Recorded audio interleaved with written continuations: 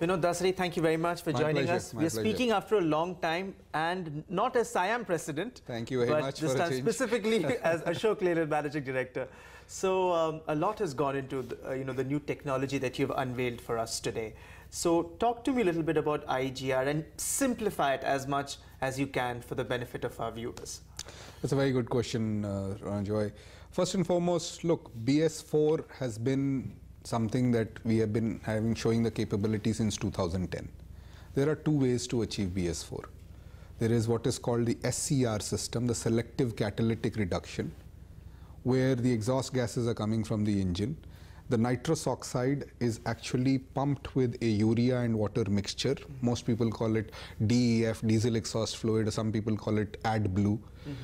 But as it comes out, finally it is nitrogen and water. That is one way. This is how the traditional system has been followed. We own a company in Germany that actually provides this kind of product for several global players. So we've known this technology very well. And world over, any place where there is greater than 130 horsepower and there are long highways with long stretches of running, they use SCR because it gives better fuel efficiency up to BS4. And nobody has, see, the other approach is to take some portion of the exhaust gas and recirculate it. It's called exhaust gas recirculation. So world over, the traditional EGR approach was take 20% of the exhaust gas, turn it around, cool it, and put it back into the system, which burns off all the bad stuff, and out comes the proper stuff. But you had to... But it had an impact on the fuel efficiency. Yes, but before we talk about the fuel efficiency, this gas had to then go through a diesel oxidation catalyst, and a deoxidation catalyst, and a particulate oxidation catalyst. Now, when you are recirculating 20%, you are actually putting so many particulates that the particulate oxidation catalyst gets clogged. And it requires like a very high speed to run to burn off all of that soot that picks up into the particulates that collect. That is one problem. You don't get long stretches of roads. So neither SCR was correct, nor EGR was correct, because so you are actually taking 20% back and burning much more inefficiently. Your KMPL was not that correct. Versus an SCR, which is same engine, only being exhaust being treated. So exhaust after treatment was what is SCR doing.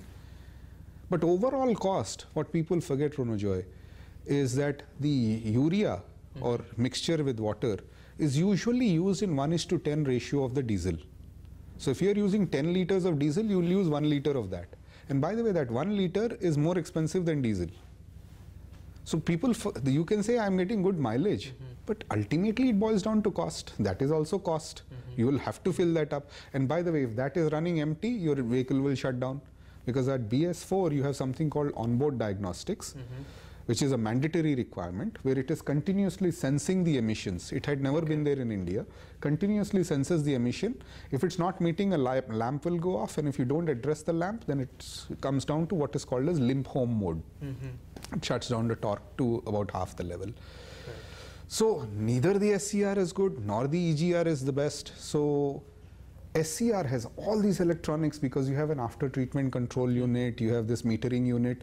We know how to do this. Because we have been selling since 2010. We also had the Neptune engine, which has got a traditional EGR system, but it's a much larger engine, and it had the traditional EGR system, and it had a different demand pattern, very little. So we were able to play that. We said, look, we should innovate something and find something that is truly India. For India, let us make something in India. There are three things, where only three parameters we said. You have to meet emission law. There is no question of not complying to it. Second, you have to give fuel efficiency. Total cost of ownership must come down. And third, you have to make the system so reliable that Indian mechanics anywhere can repair it. So first and foremost, our intelligent EGR meets the BS4 requirements because we only circulate 12%, 10 to 12%. Not 20% as not 20 the traditional EGR. Yes. Only get away with doing about, because we manage the combustion so well.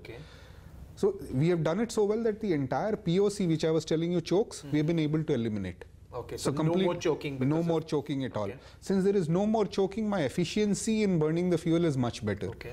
So How in much our more tests, compared to a traditional EGR engine, our tests have shown that our BS3, compared to our BS3, we are getting up to 10% better fuel efficiency using this IEGR system. Okay. And third, the biggest problem in India, Ronojoy, is electronics.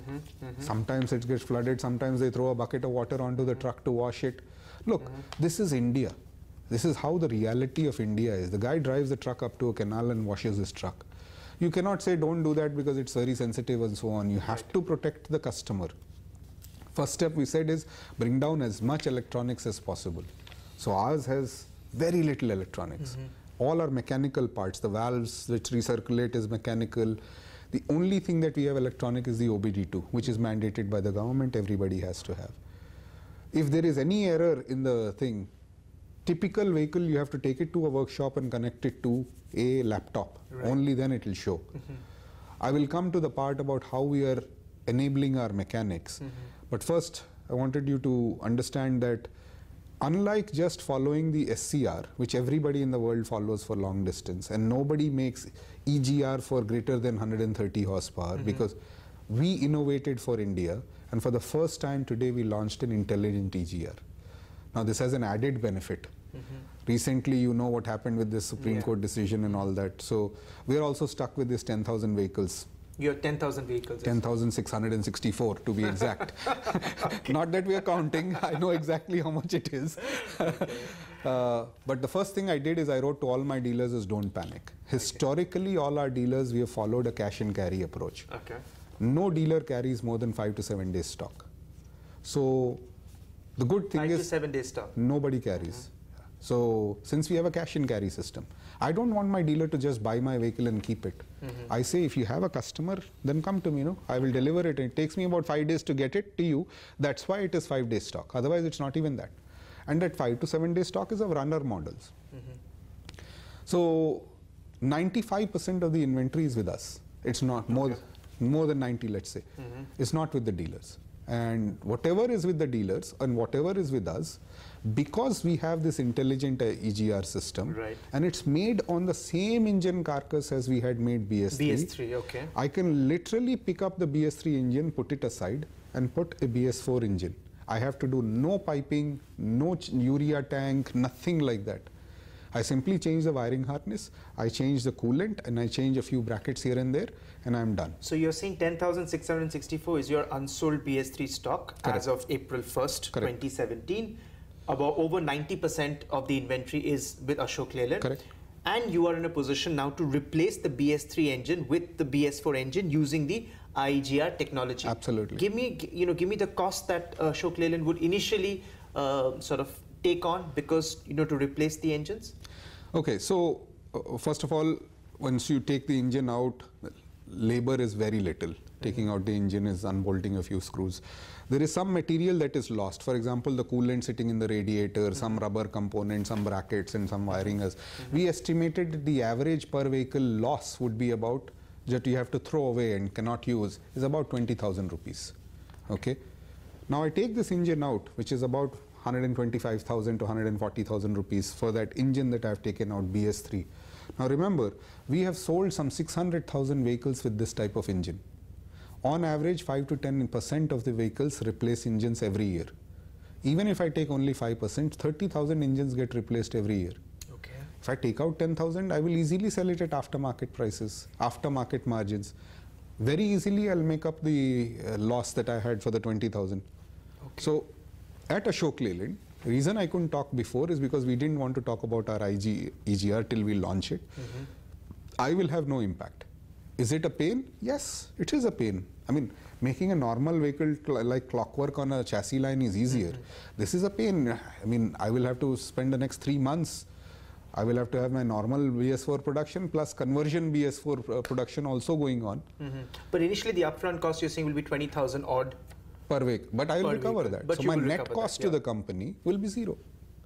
Okay, you will recover that through the replacement of engines of your... Right. I'll sell these in, and I've already got enough orders to cover that.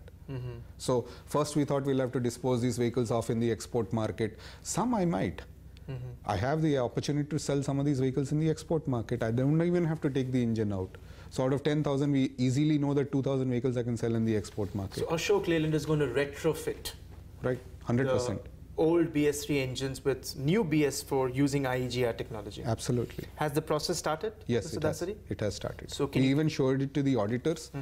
So to show them exactly which components were coming up. Here's a bunch of things that we cannot use. Here's the engine which has come out. Here's the engine that we can use.